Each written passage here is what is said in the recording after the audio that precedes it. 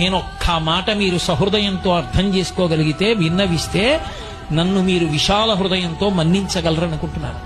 బెల్లంతో వండింది పాయసమే, పంచదారతో వండింది పాయసమే. ఒకటి తెల్లగా ఉంది, ఒకటి నల్లగా ఉంది, రెండిటి రుచి అది తెలుసుకున్న నాడు రంగు కోసం పాకులాడవు, పక్క పాత్ర కోసం వెంపర్లాడవు.